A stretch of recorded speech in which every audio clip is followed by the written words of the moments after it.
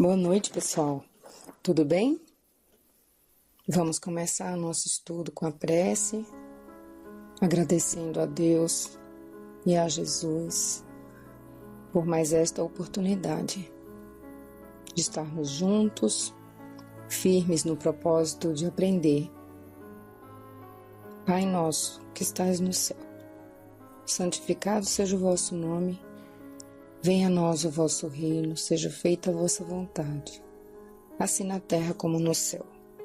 O pão nosso de cada dia nos dai hoje, perdoe as nossas dívidas, assim como perdoamos os nossos devedores. E não nos deixeis cair em tentação, mas livra-nos de todo o mal. Que assim seja. Graças a Deus. Então, vamos dar continuidade ao relato do caso de uma criança, o Flavinho, que tinha recordações de uma vida anterior, e uma amiga da família, que entendia do assunto, foi instada a conversar com ele. Flavinho, começou ela, a gente vive muitas vezes. Nasce, cresce, fica velho, morre e depois nasce outra vez. Alguém já matou você com um revólver ou outra arma qualquer. Mas isso foi há muito tempo. Uma outra vida. Você nasceu outra vez e agora tem outra vida. E nesta vida ninguém vai matar você de novo com uma arma. Não precisa ter medo. Então eu já morri, Didi?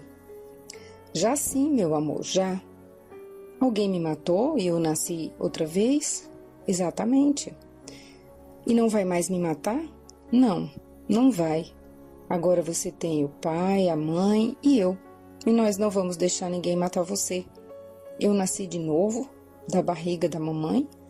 É isso mesmo. Como se pode observar, a criança absorveu com naturalidade a explicação e formulou suas próprias deduções complementares. Na realidade, o conceito de nascer de novo parece ter despertado nele profundo interesse, porque ele voltou várias vezes ao assunto, em busca de mais informação. Isso parece tê-lo tranquilizado a ponto de poder, com o tempo, até tocar em arma de brinquedo, embora jamais a quisesse para si mesmo. Na festa do primeiro aniversário, Flavinho revelou outro ângulo traumático das suas memórias ocultas. Foi tudo muito bem até o momento em que se fez silêncio para o início do clássico parabéns. A criança ficou lívida e tensa, deu um grito e se pôs a chorar em altos brados. A amiga providencial, considerada pela família e pela criança como segunda mãe, retirou-a da festa e levou-a para seu apartamento ao lado. Com muita dificuldade, o menino acalmou-se para cair em visível estado de depressão, caracterizado por um choro sentido e contínuo, com o qual, obviamente, traduzia emoções profundas, que de outra forma não teria como expressar. Uma análise posterior da situação levou à conclusão de que, por ser o primeiro aniversário, ele talvez tivesse se assustado com toda aquela agitação e o incidente logo foi esquecido. No segundo aniversário, dessa vez em sua casa mesmo, o anterior fora em casa da avó, repetiu-se o fato, para consternação geral. Mãe e avó, sem saberem o que pensar e como agir, desataram também a chorar. Novamente, a amiga tomou o menino nos braços, retirou-o do ambiente e saiu com ele, procurando distraí-lo até que se acalmasse, o que demorou bastante. A amiga, que o menino tratava de Didi, procurou a mãe para uma conversa esclarecedora. Decididamente, entendia ela, havia na memória dele um episódio altamente traumático ligado àquele tipo de festa e, mais especificamente, ao momento em que todos assumiam uma atitude mais ou menos solene. Era até possível que o assassinato a que ele se referira, em sua linguagem infantil, houvesse ocorrido em semelhante festa de aniversário ou casamento em existência anterior. Seja como for, parecia indicado, para o caso, uma reformulação nas festas, ou, eventualmente, a suspensão delas, se fosse o caso. Daí em diante, as coisas se acomodaram. As festas de aniversário continuaram a reunir os amigos, havia bolo e brincadeiras, mas nada de parabéns cantados. As velhinhas permaneciam apagadas e, na hora que julgasse apropriada, a mãe cortava o bolo sem nenhuma solenidade especial. Mas o trauma não se limitava às festas pessoais. Mesmo em festas alheias, ele sentia a inevitável pressão do drama íntimo.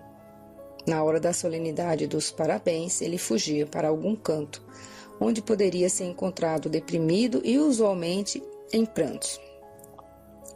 Aos 4 anos de idade, um episódio desses deu margem a uma solução inteligente para o caso. Contra sua vontade expressa, mas em obediência à autoridade materna, Flavinho não teve alternativa senão acompanhar a mãe a uma das detestadas festinhas em casa de amigos. Acompanhar é bem a palavra, pois ele seguia a certa distância, com evidente má vontade. A certa altura, ela parou para esperá-lo e notou consternada que as lágrimas escorriam dos olhos dele. — Mas o que é isso, meu filho? Você está chorando? Pergunta a mãe. — Pois é, mamãe. Você sabe que eu não gosto de festa, mas você me obriga a ir. Então eu vou. Foi o toque que faltava para a mãe entender, em toda a extensão e profundidade, o drama da criança. Bastante comovida, ela abaixou-se, enxugou-lhe as lágrimas e disse: — Não, meu filho, você não precisa ir. Se é assim tão importante, vamos voltar para casa. Eu nunca mais vou obrigar você a ir a nenhuma festa que você não queira.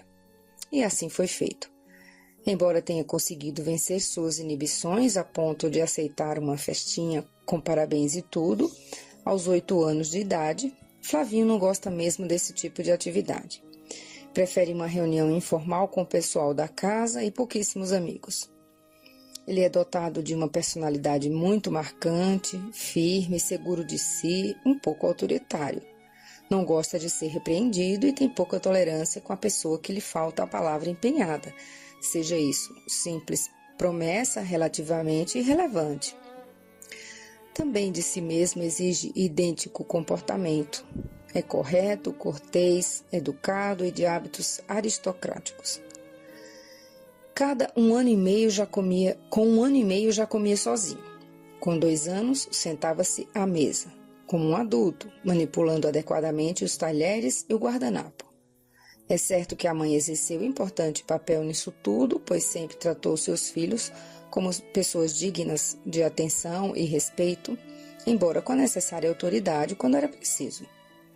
O importante, porém, é que a atitude da mãe encontrava plena resposta na maneira de ser dos filhos.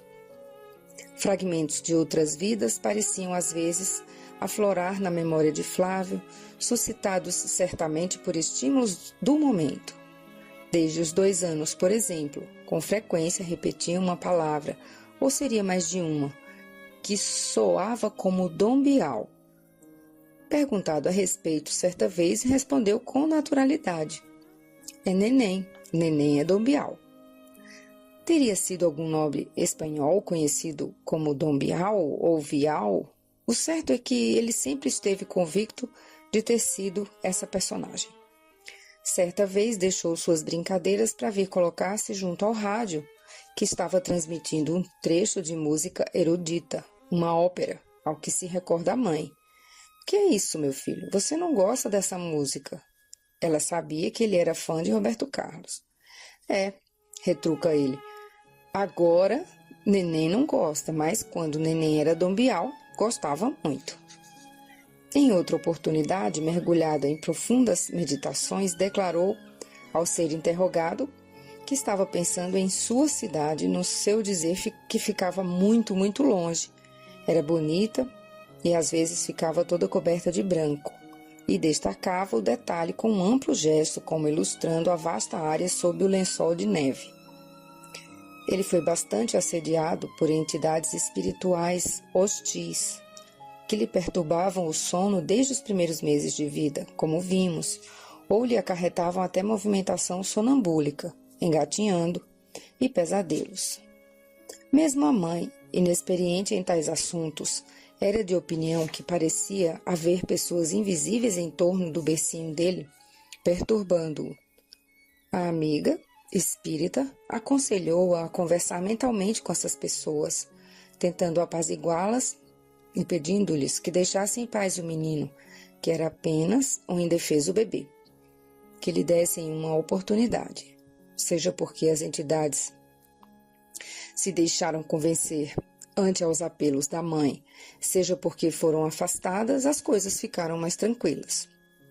É certo, porém, que ele via tais entidades, pois dispunha, evidentemente, de faculdades mediúnicas, como demonstrou em inúmeras oportunidades.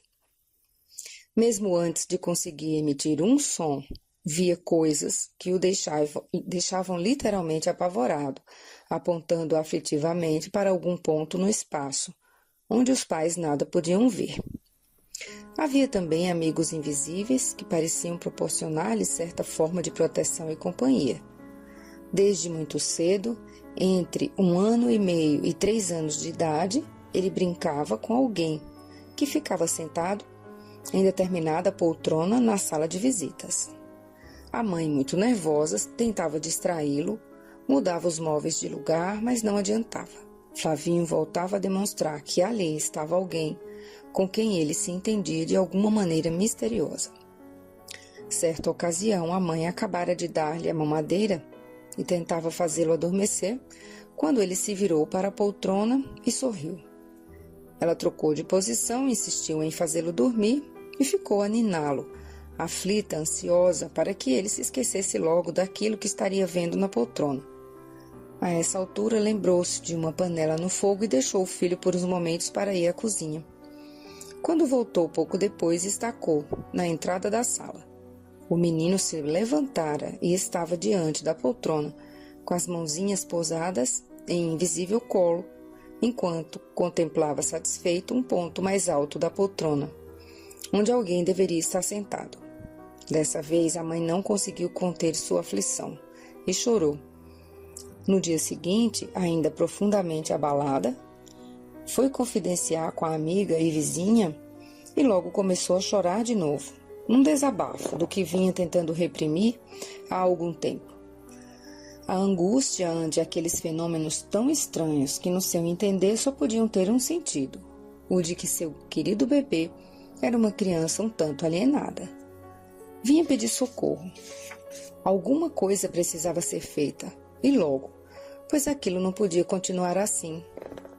É horrível, disse, ver meu filho ali com as mãos postas num colo que não existe e sorrindo para uma pessoa que não existe. A amiga tentou acalmá-la, dizendo que a pessoa existia, sim, ela é que não havia, mas prometeu ajudar, sem saber no momento o que fazer. Teve depois a ideia de conversar mentalmente com a pessoa invisível que, intuitivamente, julgava ser a bisavó do menino, falecida já há algum tempo. Disse-lhe mais ou menos o seguinte: olha, sei que a senhora está lá para ajudar e proteger o Flavinho. A senhora não iria querer fazer nenhum mal a ele, mas a mãe dele não sabe disso. Não entende disso, está justamente assustada.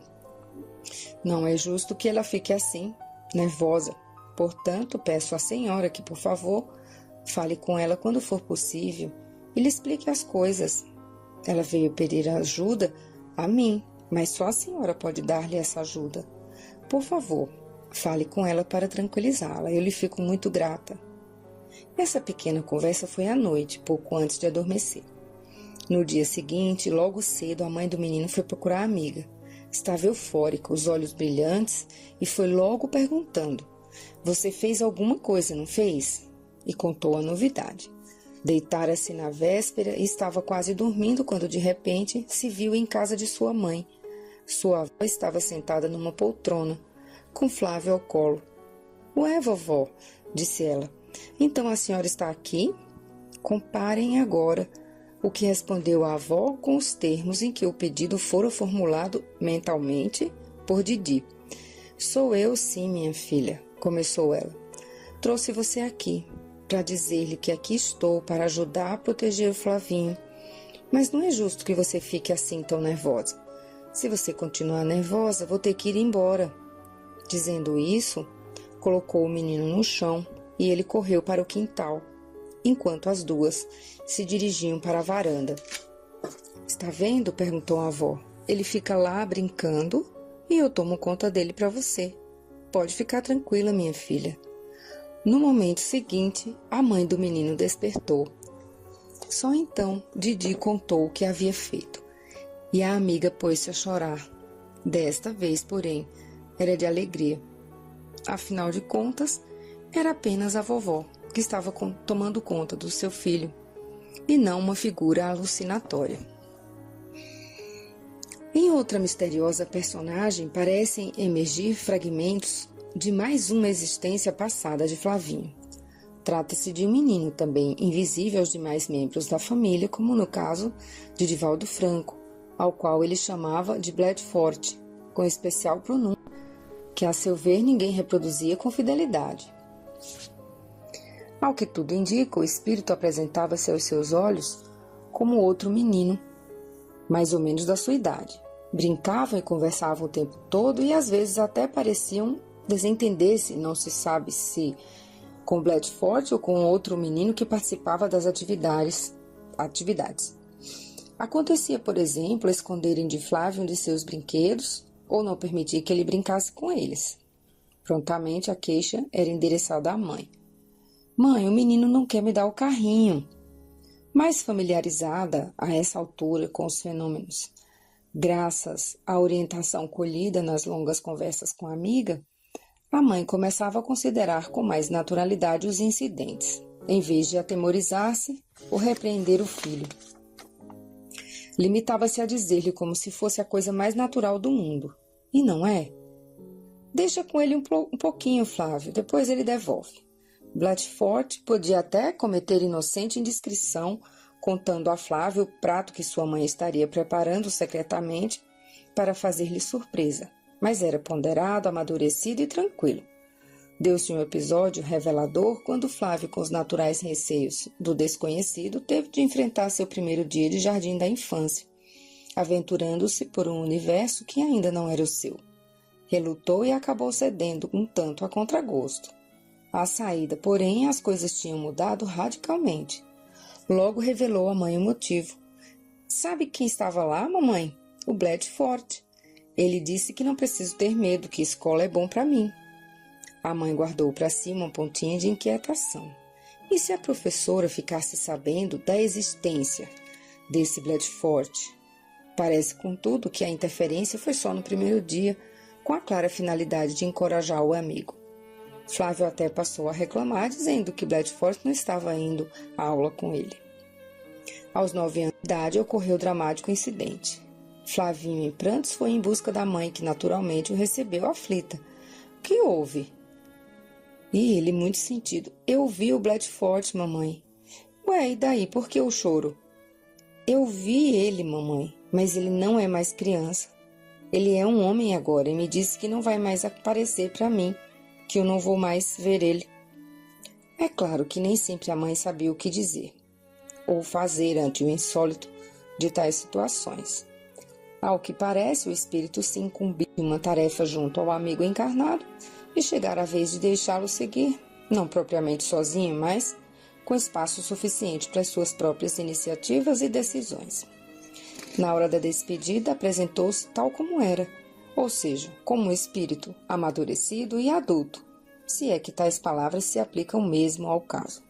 Ou, então, estaria partindo para uma nova existência na carne, ou ainda, iria apenas acompanhar Flavinho, sem mais aquela presença constante e visível.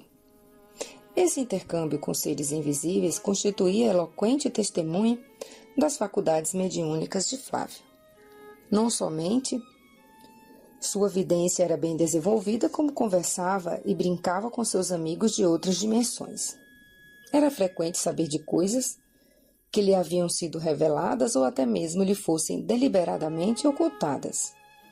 Um desses casos foi a morte por atropelamento de um pobre beberrão que morava numa tapera, nas proximidades de uma casa de veraneio da família de Flavinho.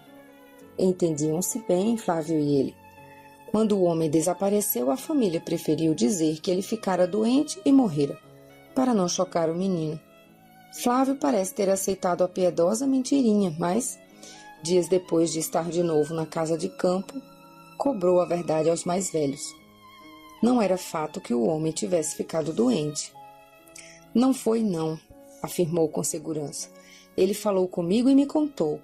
Ele foi atravessar a estrada e foi atropelado. Morreu, mas continua lá, na casa dele, e todo dia vai lá para o bar, como fazia antes.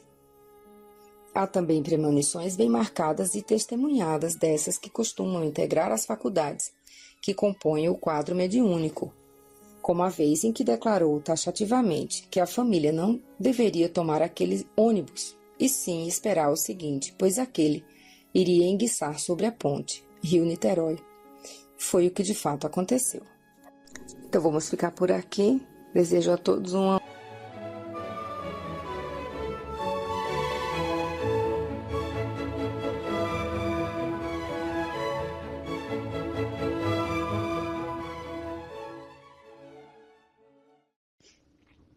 Boa noite a todos.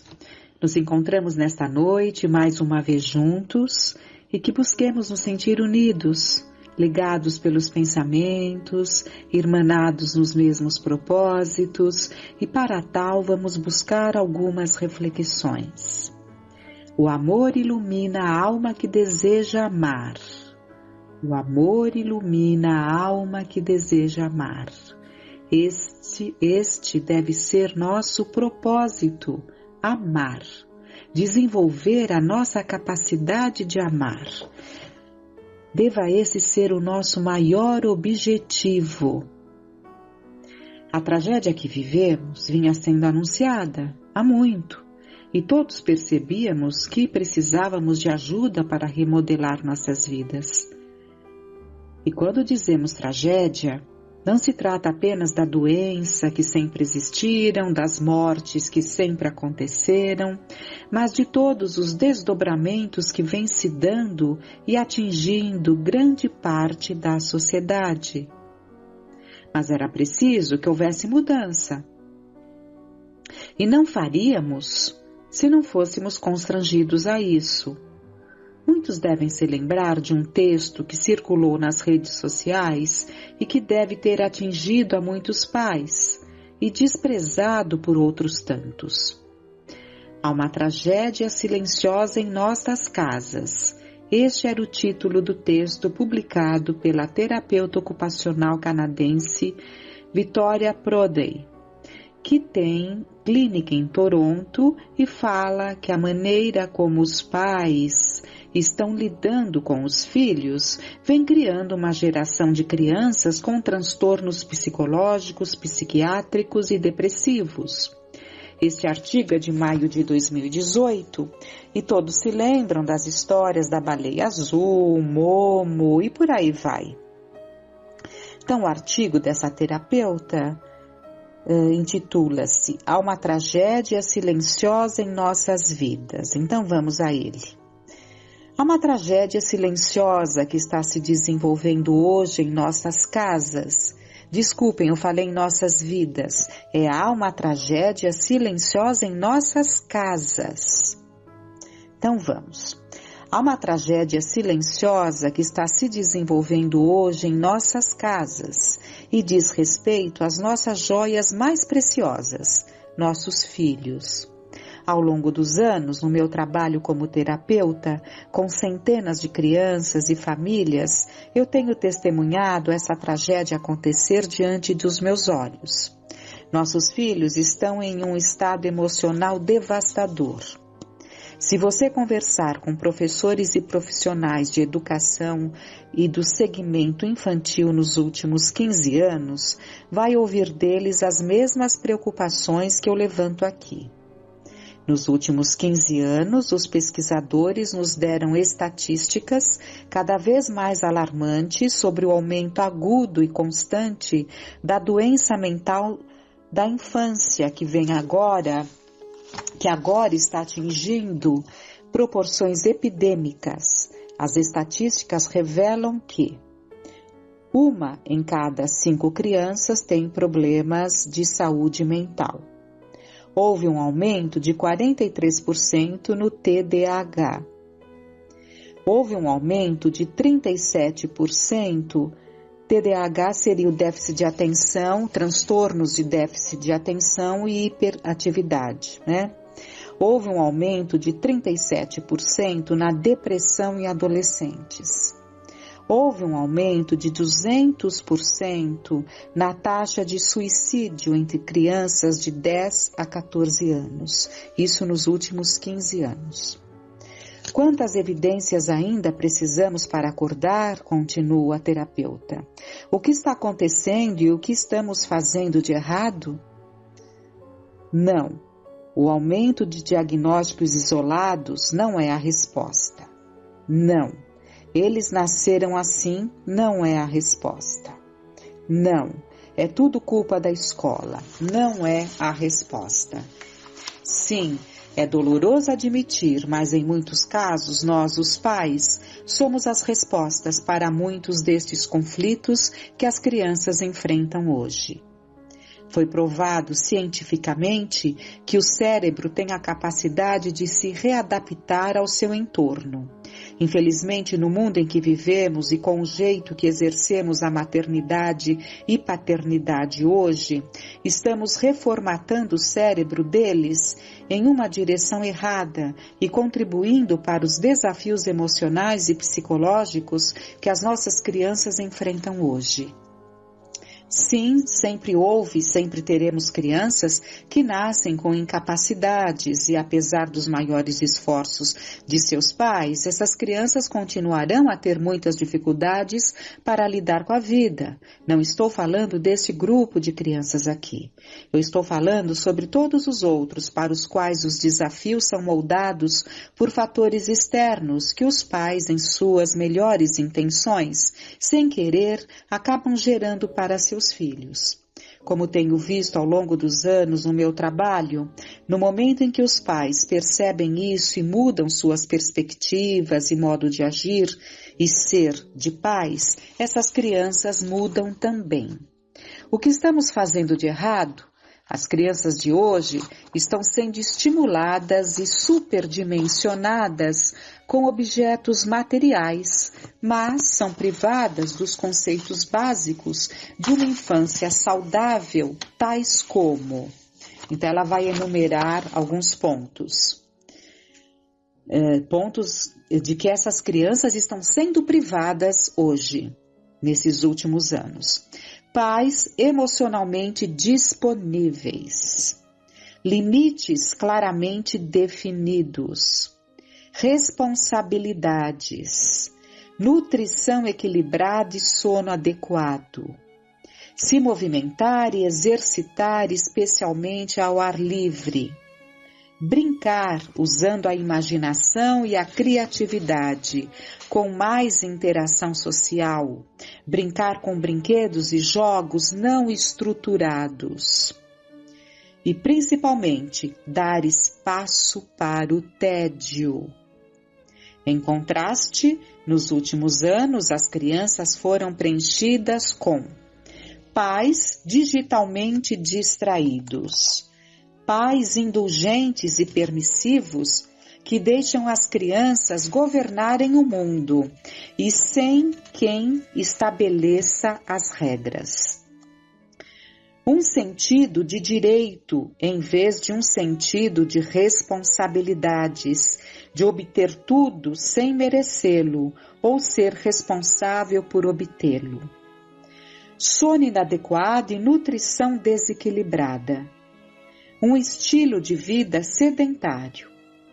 Estimulação sem fim, babás tecnológicas, gratificação instantânea e ausência de momentos chatos, que é o tédio, que foi dito lá no primeiro item, sem momentos para tédio, muito importante. Podemos imaginar, continua ela, podemos imaginar como é possível criar uma geração saudável nesse ambiente tóxico?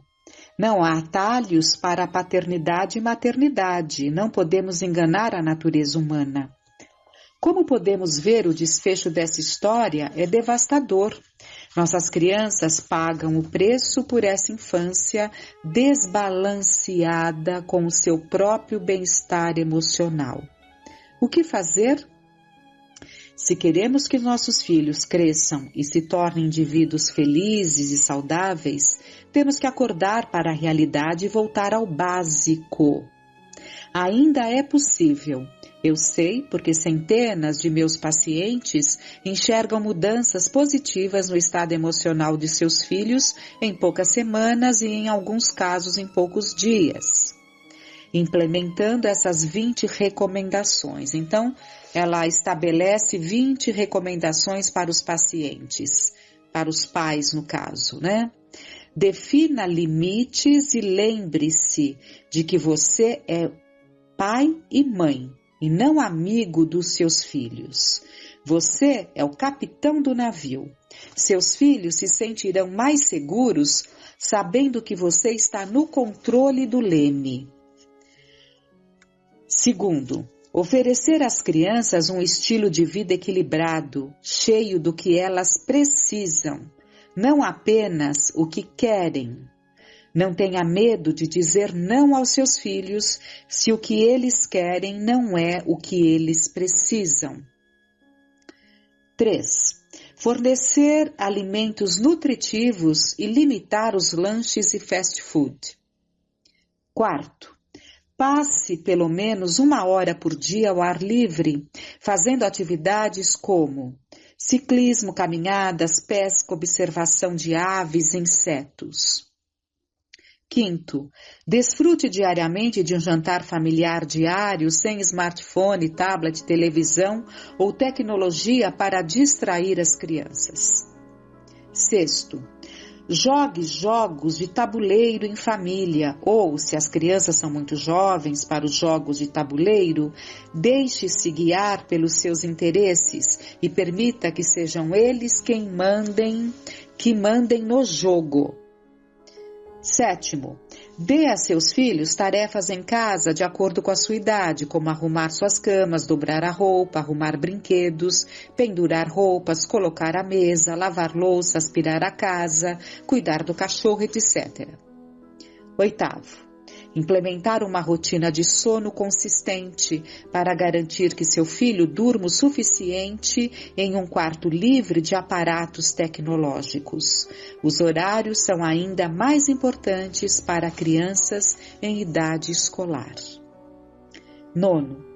Ensinar responsabilidade e independência. Não os proteja excessivamente contra qualquer frustração ou erro. Errar os ajudará a desenvolver a resiliência e a aprender a superar os desafios da vida. 10. Não faça nem carregue a mochila escolar de seus filhos. Não leve para a escola a lição de casa ou a lancheira que eles esqueceram. Não descasque as bananas para uma criança quando ela já pode fazer isso sozinha. Ensine a eles como fazer, em vez de fazer por eles. 11. Ensine-os a esperar pelo que querem e a ter paciência. 12. Deixe que sintam tédio, uma vez que o tédio é o momento em que a criatividade desperta. Lendo novamente, deixe que sintam tédio, uma vez que o tédio é o momento em que a criatividade desperta. 13. Não se sinta responsável por sempre manter as crianças entretidas. 14. Não use a tecnologia como uma cura para o tédio ou ofereça-a no primeiro segundo de inatividade. Evite usar tecnologia, então não é para recorrer à tecnologia para que a criança não fique entediada. O momento do tédio é o momento em que ela vai buscar, ela vai criar. E ela precisa ter esse espaço. Os pais não podem querer tirar isso de seus filhos. Então, continuando no 14. Evite usar tecnologia durante as refeições em carros, restaurantes, shopping centers. Use esses momentos como oportunidades para socializar e treinar cérebros para saber como funcionar quando no modo tédio. Interessante? Use esses momentos como oportunidades para socializar e treinar cérebros, para saber como funcionar quando no modo tédio. 15º. Ajude seus filhos a criar um kit de primeiros socorros para momentos de tédio, com ideias de atividades para quando estão entediadas e sem ter o que fazer. 16º. Estar emocionalmente disponível para se conectar com seus filhos e ensinar a eles como se controlar, se acalmar e outras habilidades sociais importantes para a vida em sociedade. 17º. Desligue os seus celulares à noite até a hora das crianças irem para a cama e para evitar a distração digital. 18º, seja o coach emocional dos seus filhos, seja o treinador emocional deles. Ensine-os a reconhecer suas emoções e a lidar com elas da melhor maneira, como a raiva e a frustração. 19º, ensine gentileza e dê o exemplo. Ensine-os a cumprimentar as pessoas, a dar a vez, a compartilhar, dividir e ter empatia. Como se portar à mesa, conversar com as pessoas, a reconhecer seu erro e se desculpar. E por fim, o 20º, conecte-se emocionalmente. Sorria, abrace, beije, faça cócegas, leia, dance, pule, brinque e role no chão com seus filhos. O celular estará sempre do mesmo tamanho, seus filhos só serão pequenos agora. E ela termina dizendo: precisamos fazer mudanças nas vidas de nossas crianças antes que uma geração inteira de crianças esteja comprometida e seja dependente de medicação. Ainda não é tarde, mas em breve vai ser. Então, muito interessante refletirmos sobre esse texto. Não há espaço para comentarmos item a item, porque seria uma riqueza de valores comentarmos, mas eu preferi fazer a leitura completa e o texto fica no site da casa, não é? Então, vocês podem consultar ali para reler e até para buscar refletir sobre algum ponto que passe durante os áudios.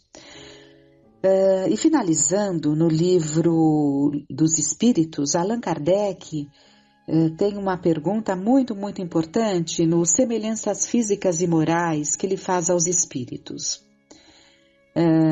Os espíritos dos pais, porque primeiro ele pergunta, os pais transmitem aos filhos quase sempre semelhança física? Transmitem também semelhança moral? Não, porque se trata de almas ou espíritos diferentes. O corpo procede do corpo, mas o espírito procede do espírito. E em seguida, mais adiante, ele pergunta, o espírito dos pais não exerce influência sobre o do filho após o nascimento? Então, esta é a questão. O espírito dos pais não exerce influência sobre o do filho após o nascimento? Exerce e muito, pois, como já dissemos, os espíritos devem concorrer para o progresso recíproco. Pois bem, o espírito dos pais tem a missão de desenvolver o dos filhos pela educação. Isso é para ele uma tarefa. Se nela falhar, será culpado. Então, fica muito claro aqui para nós esses ensinamentos, esse clarear das responsabilidades de todos nós em relação às crianças, em relação aos jovens, especialmente a criança que está ali aberta a toda essa influência positiva que os pais têm, transmitindo ali bons exemplos, bons hábitos, um bom encaminhamento para os seus filhos. E essa pandemia, ela veio, embora para muitos não tenha surtido o efeito esperado, porque muitos acabaram ali se desnorteando, até se entediando por estarem junto ali dos filhos. Isso aconteceu muito para pessoas que não estavam acostumadas e treinadas a essa dedicação constante, a esse devotamento constante, mas para muitos, para esses tantos, serviu de alerta, mostrando-lhes que algo não está muito bem, que algo não está de acordo e que precisam mudar aí a sua noção de família, de responsabilidade dentro da família, especialmente como pais, né? E para outros tantos foi uma bendita oportunidade de perceber coisas que estavam passando ali desapercebidas, estarem juntos com ele, junto com os filhos, mudando muitos hábitos, introduzindo aquilo que ela chama de básico. É o básico. Na verdade, não há nada de difícil. É trazer para a vida deles o básico. Com muita gratidão no coração, sentindo as vibrações amorosas que nos alcançam, gratos a Deus e a Jesus, há tempo de mudanças, há tempo do acordar, há tempo do despertar. E esses momentos vieram para colaborar nesse sentido. Tenhamos confiança, esperança e gratidão no coração. Tenhamos uma noite de